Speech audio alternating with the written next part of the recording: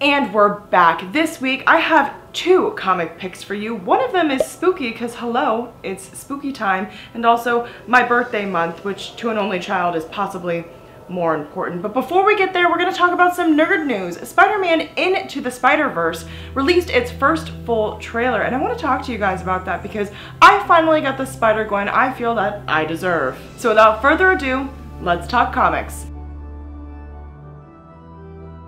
So Spider-Man Into the Spider-Verse, I want to talk nerd news, but I feel like something's off.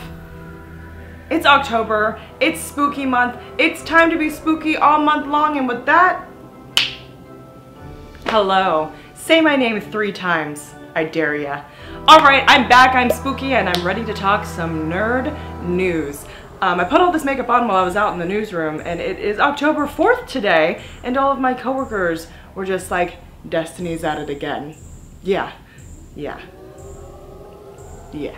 Alright, well, let's talk Spider-Man Into the Spider-Verse. We got to see some new characters. So not only do we have a movie that's centered around Miles Morales, which is very exciting, but we also have kind of old man Peter Parker. I don't think he's an old man, but he's definitely past his Spider-Man up and comings. He's definitely older than the Tom Holland version, and he's definitely a little worn down. He's used to the celebrity, and he gets sucked into a new Spider-Verse where he's not quite the cool kid that he is in his old Spider-Verse. At least it seems that way anyway. He's left behind Mary Jane, his wife, I'm assuming, love of his life. Appears that they're doing their spider love thing over in his universe. And we also get to meet characters like Spider-Ham, who I love him. He's a talking pig, and yeah, they did right by bringing him into this, at least I think so. What do you think? More importantly than that, we get to see Gwen Stacy. I love Gwen Stacy, and she pops up and she is just as bad as I want her to be, and then she's jamming on the drums. She is just a cool chick, and I am really excited to see a movie where she plays a pretty big role in that. I read the Spider-Gwen comics, I love Spider-Gwen. Shout out to the Spider Ladies. Also, we get to see Noir, who's like their weird goth cousin, which is a lot for me to say dressed like this right now. His voice is played by Nicolas Cage, which leaves me feeling torn. And what is he doing messing with spiders? The last time he messed with bugs, aka bees, it didn't go that well for him. Was that funny? I film alone in here.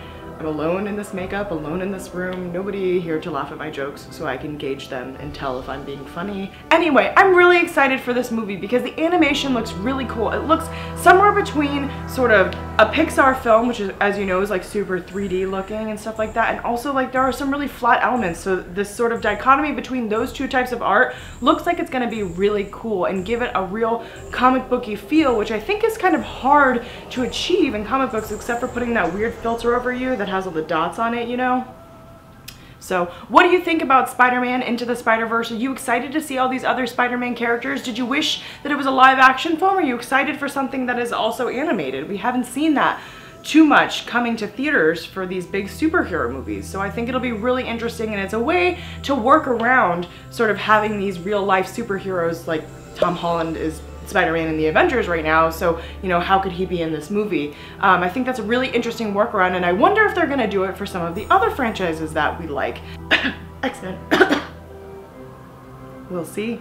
Alright, look, as soon as I stopped filming this episode, some major nerd news happened, and I would be remiss if I didn't talk about it. Let's start with Chris Evans ending his run as good old Captain America. Now, he's played the beloved character for the last 8 years in the Marvel movies, and he tweeted that he was wrapped and he was thanking everyone, and it made the internet go insane.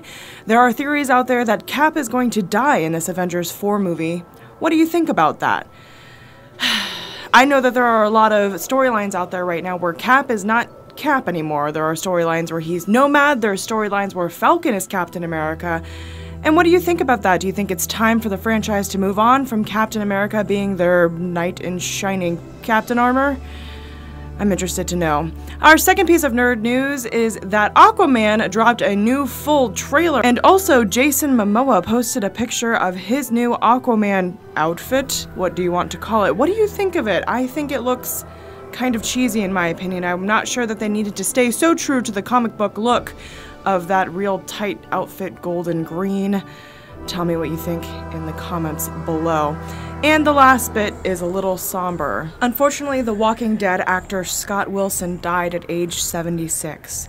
So condolences go out to his family and all the Walking Dead fans who will be missing him. Rest in peace, Scott Wilson. Alright, now let's talk some actual comics. I have Blackbird by Image Comics this week, and it's our spooky pick of the week. And we have X-Men Black following Magneto. Y'all knew I was gonna review this. You knew. If you didn't know, you should have known. We'll start with X-Men, we'll end with our spooky pick. Now listen, I'm not gonna say this in every video, or maybe I will. I'm not gonna make you any promises. I love mutants. Particularly, I love Magneto. I love the way that he talks with old man diction. I love the big words that he uses. I love his love for the finer things, and this comic had it all. Now, we see old man Magneto just strolling through. You find out that it's Texas, but he's in a small bar. He's just being his classy Magneto self. He's drawing, he's talking about literature. He's just being real cool, honestly. He tells the kid about his past because she asks that he was in Auschwitz, that he grew up in a tumultuous time. X-Men stories have always been thinly veiled metaphors for what's going on in the world. Things like racism, xenophobia, homophobia, etc. And this is no different. It definitely touches on the storyline of migrant children being put into those facilities in Texas. In fact, mutant children are being put into facilities in Texas. Magneto is there to try and restore what he feels is balance. He feels that that is unfair. He wants to protect his mutant people.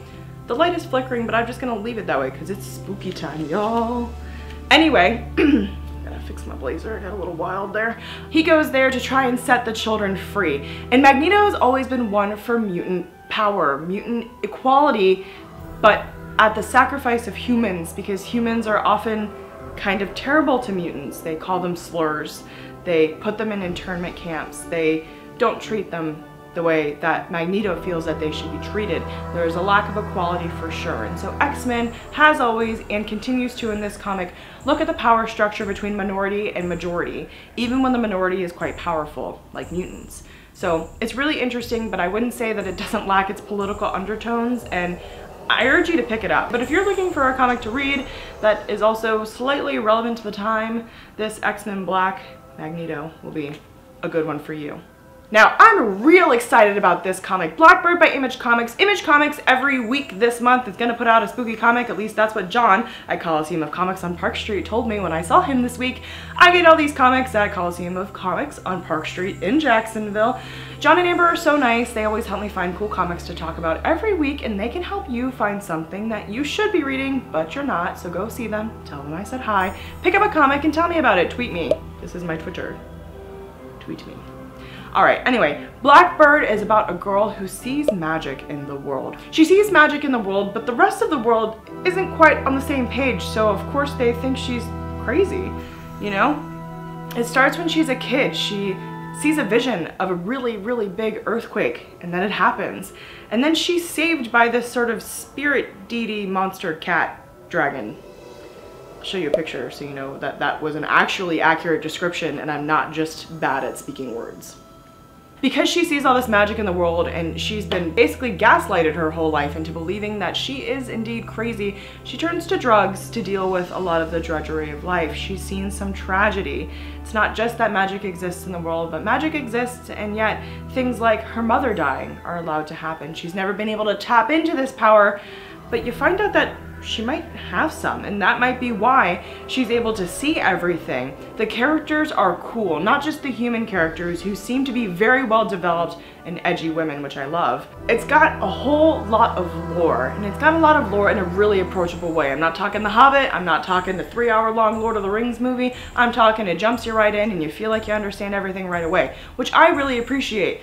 I like to do some research, but sometimes I just like to kick back with a cool comic about a girl who sees some magic. This is the one for you. It ties in spookiness, witchiness, and also just trying to live your life like an early 20-something, which is a lot. I'm 26 today. I don't think I get to say early 20s anymore, but that's okay. You get the picture. Blackbird was really good.